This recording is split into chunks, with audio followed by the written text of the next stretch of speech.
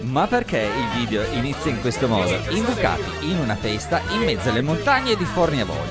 Perché oggi vi raccontiamo una storia fatta di sport, camminate e tanto sano divertimento. Bene, avete presente la staffetta dei tre rifugi? Sì, Tolazzi, Lambertenghi, Marinelli e poi giù dritti fino a Collina. Dai, bravi! Un giro d'anello di circa 12 km che secondo informazioni CAI lo buttano su carta che si faccia in circa 4 ore e mezza, soste escluse. Poi è vero che loro sono in 3, è vero che sono atleti e sono super allenati, ma sti ragazzi lo hanno chiuso in poco più di un'ora, meritandosi gli applausi di tutti, avversari compresi.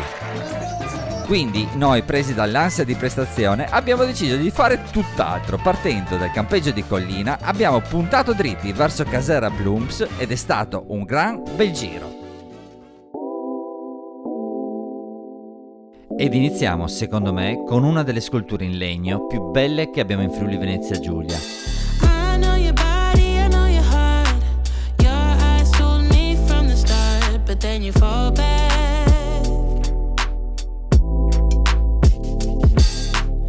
Forcella Plums è parte di un giro ben più ampio, dove si può toccare cime come il Monte Gola e il Monte Floriz.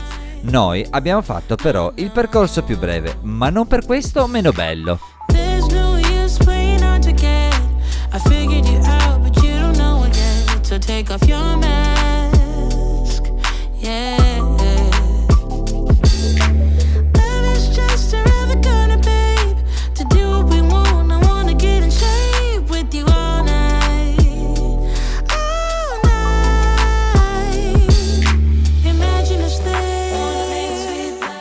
Lungo il percorso abbiamo trovato tantissimi lamponi, ma non solo, anche dei buonissimi porcini che dopo la dovuta foto di rito abbiamo cucinato a dovere e poi spazzolati un po' alla griglia e un po' con la pasta.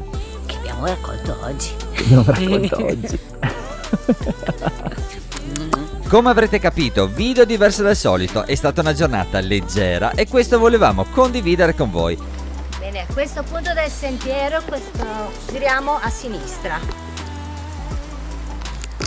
Quindi niente dati tecnici e cartine, ma vi aspettiamo per il prossimo capitolo e vi porteremo sulla cima del Mangart, dove è successo praticamente di tutto. Quindi zaino in spalla e alla prossima!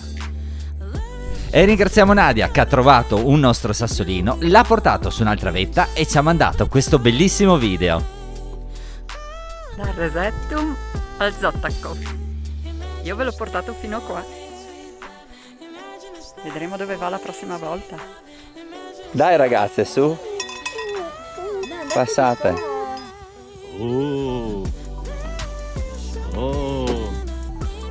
Ma guarda, se per 4 mucche ci tocca fare il giro del globo, veramente.